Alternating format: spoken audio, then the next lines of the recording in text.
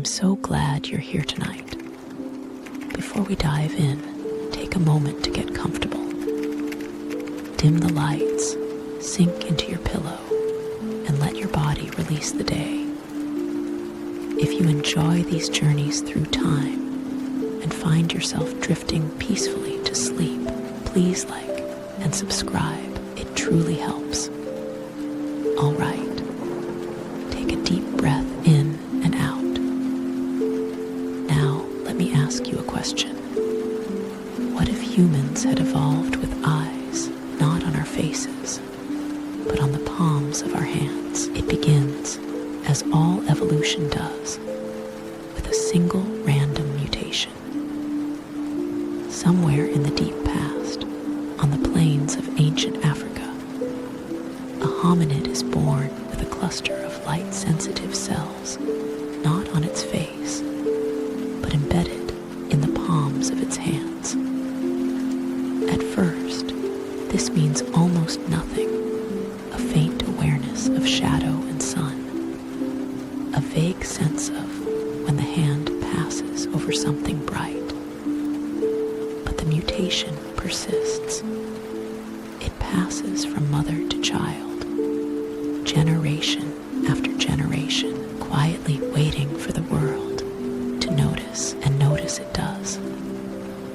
Because the world of our early ancestors was full of dark places, hollow logs hiding edible grubs, cave recesses concealing predators, the deep shade beneath dense canopies where fruit fell unseen. A creature who could cup its hand around an object and see it clearly in any light had an extraordinary advantage. The hand-eyed hominids found food where others starved. They spotted danger before it struck. Slowly, imperceptibly, the genes for palm vision began to spread, carried forward by the quiet arithmetic of survival over thousands of generations. A strange exchange began to unfold. As the palms grew more sensitive, developing lenses, retinas, the intricate machinery of sight, the eyes on the face began a slow retreat. There was less need for them now. The face, freed from the burden of vision, became something new, smoother, calmer, a canvas of serene expression. Brows softened, eye sockets shallowed. The face that had once darted and squinted and strained to see settled into a quiet, peaceful mask. All the urgency of sight had migrated down the arms, into the hands, and then one day, the first fully hand-dyed human was born. Her face was smooth, untroubled by gaze, a tranquil oval of skin and gentle breath. But her palms, when she opened them to the world, held eyes of extraordinary depth, amber irises flecked with gold, pupils that dilated softly in the light, a gaze that could reach out and touch whatever she held. She was not a monster or a marvel to her people. She was simply the next thing, the newest branch on an ancient tree. And when she looked at a flower, or a child's face, or the stars above, she saw them more intimately than any human ever had before. Imagine for a moment what it would be like to see this way. To hold a flower in your hands and have your vision wrap around it, not from a distance, not through the flat window of a face, but from inches away, from both sides, your palms becoming a kind of orbital gaze. Every vein on every petal, every grain of pollen trembling on its stamen. A hand-dyed person doesn't just look at a flower.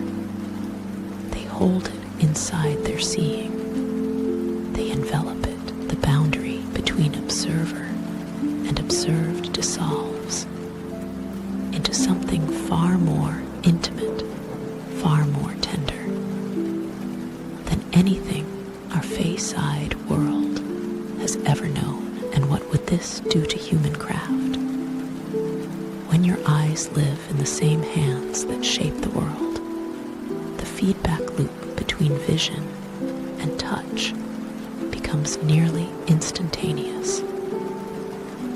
A weaver watching each thread settle into place from a centimeter away. A potter seeing the clay rise under their own thumbs. A painter whose brush strokes are guided by eyes that ride directly on the painting hand. The precision available to hand-dyed craftspeople would exceed anything we know. Their objects would be impossibly fine. Textiles where every fiber sits exactly right. Carvings where no chisel mark was ever misplaced. A material culture built on a level of care we can barely imagine. Language itself would transform. When your primary organs of perception are also your primary tools of expression, speech becomes inseparable from gesture. Hand-dyed people would develop a kind of Palmer language, not just signing, but a full visual grammar where the eyes in your palms can project and receive, where a subtle shift of iris or pupil carries meaning, where two people facing each other with raised hands are engaged in a conversation far richer than words alone. Perhaps their spoken language would be simpler.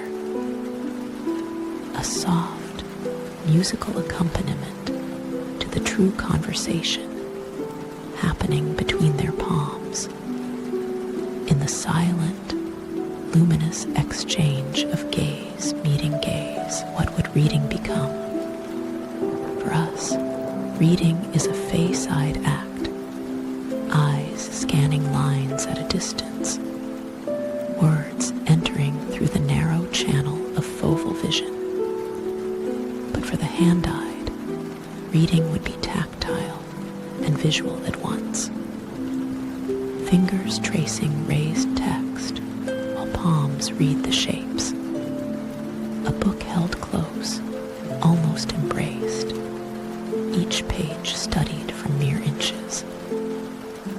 Libraries would be quiet chambers filled with the soft sound of palms brushing paper, and the books themselves would be different, designed to be held and caressed as much as seen, their typography sculptural, their illustrations meant to be explored by hands that could see every detail the built world would change too.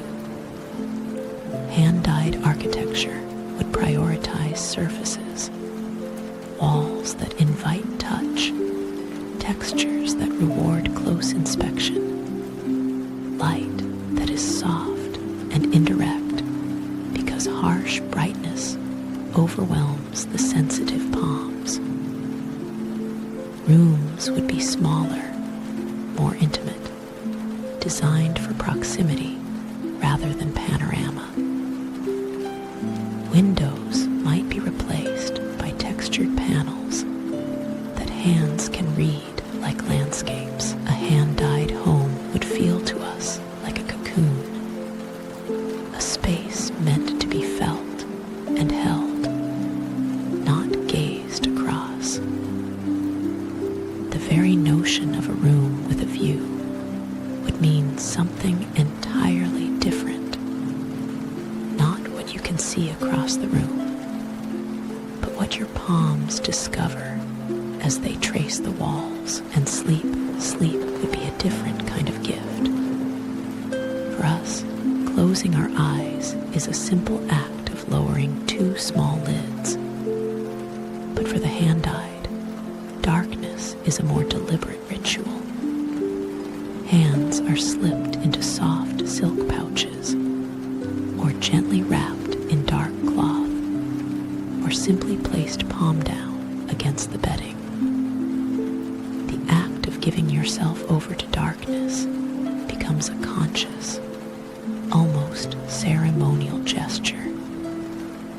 And in that darkness, the face, already serene, already still, becomes utterly peaceful.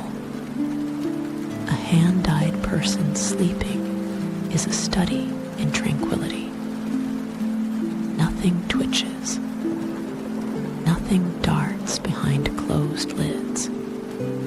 The body simply lets go, hands resting in their soft cocoons, adrift in a darkness more complete than any we can know. Hand-dyed art would not be made for walls.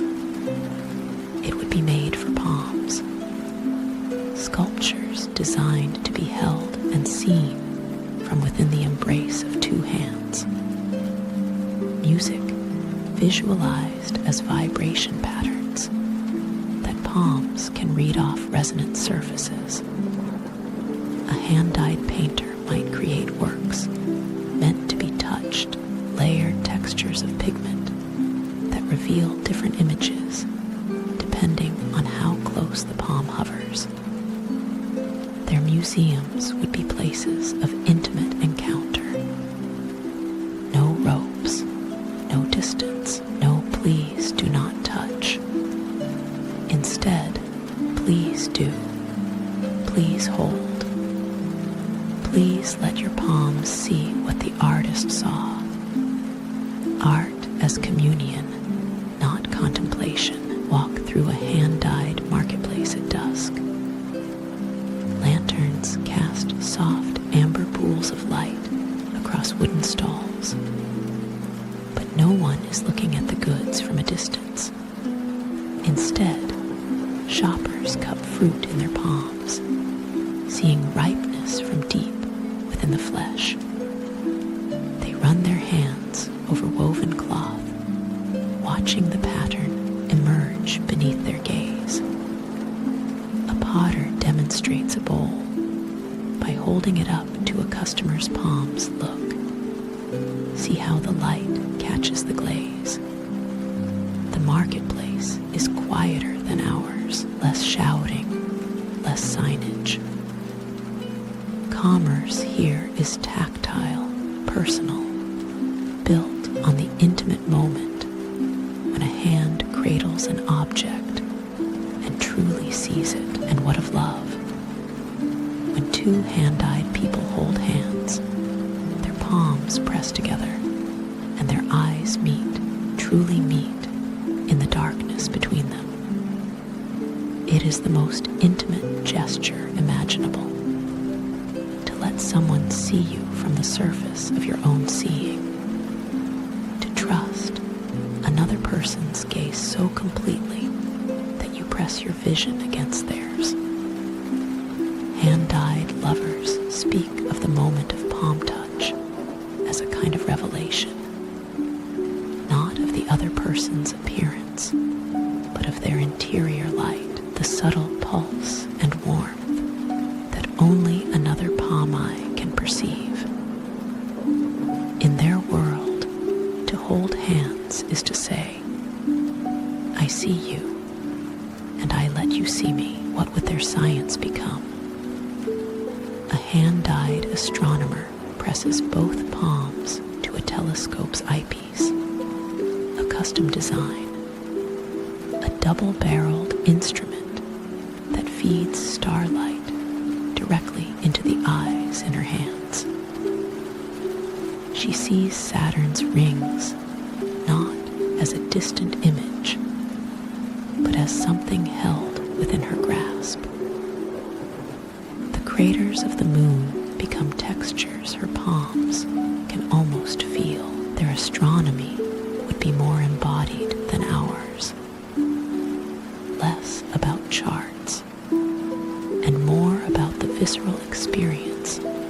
holding a galaxy in your hands. Perhaps they would discover things we miss. Subtle variations in light that face-mounted eyes, trapped at a fixed distance from their instruments, simply cannot perceive. Underwater, the advantage becomes profound. Our face eyes struggle in murky water, light scatters, distance collapses. Everything becomes a green-brown blur. But a hand-eyed diver can extend their palms forward, pressing their vision through the turbidity, getting close enough to see what lies beneath. Sunken ruins, hidden reefs, the slow dance of deep-water creatures. In hand-eyed civilization, the oceans would be far less mysterious. Exploration would have happened sooner, gone deeper. They would know the sea floor the way we know the surface of the moon, intimately, through palms that reached down into the darkness and saw. And yet, not everyone would be born with palm eyes. In every population, some children would enter the world with smooth, unseeing hands, the hand blind. In a civilization built for palm vision, they would navigate differently. But here is the quiet miracle. Without the distraction of sight, their other senses would sharpen. Their touch would become exquisitely sensitive. Their hearing would map spaces with echolocation-like precision. And their faces, their ancient, vestigial faces, might, over generations, begin to stir with something new. A different kind of perception. Not seeing, but something else. Something we don't yet have a word for. In every hand-eyed society, the hand-blind would become the mystics, the listeners, the ones who perceive what the palm-eyed cannot. And at night, the night would be entirely different. Hand-eyed people would not fear the dark. They would cultivate it. Gardens of bioluminescent fungi, forests where the path is lit by glowing moss. Their palms would evolve a subtle phosphorescence of their own, not bright enough to blind, just enough to read the world by. A hand-eyed person walking through a night forest moves with the quiet confidence of someone who can see exactly what they reach toward. Their world after sunset is not a world of shadows and uncertainty, but a soft, luminous dreamscape where the dark itself becomes a kind of gentle, ambient light. Consider a hand-eyed child discovering the world. Every object is met with outstretched palms, a gesture of pure, unguarded curiosity. A butterfly lands on an open hand, and the child sees it not from above, but from beneath, through the delicate filter of wings against sunlight. A pebble is cupped and studied with the same reverence we might give a jewel. For these children, the world is literally at their fingertips, ready to be seen and touched in the same motion. They learn differently too, not by sitting and watching a teacher from across a room, but by gathering close, hands extended, seeing knowledge held in the palms of their elders. Learning is an embrace, and the face, what becomes of the human face when the eyes leave it? It becomes, unexpectedly, more expressive, rather than less. Without the constant micro movements of eyes, the darting, the narrowing, the reflexive blinking, the face settles into a profound stillness. Emotion registers in broader, slower strokes, a tilt of the head, a softening of the mouth, the subtle rise and fall of breath across the cheeks. A hand-dyed face is a landscape of calm. When you speak with someone whose face is this still, you find yourself listening differently. You attend to their voice, their hands, their presence. The face becomes not a screen of signals, but a quiet space where you can rest your own attention. And at the end of the day, a hand-dyed person climbs a hill and opens their palms to the sky. The sunset spills across their vision, not as a distant panorama, but as light pouring directly into their hands. Stars begin to appear, one by one, settling into the dark pools of their palms like seeds of light. They are not looking at the universe. They are holding it. And in that moment, palms wide, face tilted toward the cooling air, the whole cosmos resting gently in their grasp. They feel something we spend our lives chasing, but rarely find. A sense of belonging so complete that the boundary between self and sky simply dissolves. They are not in the universe. The universe is in their hands, and so our journey comes to a close. As you drift off to sleep, let the images wash over you, hands opening like flowers, palms full of starlight, a world where seeing and touching are the same gentle act. Thank you for spending this time with me. If you'd like to explore another corner of what might have been, please subscribe and join us again tomorrow night. For now, let your breathing slow. Let your thoughts dissolve like mist in morning light.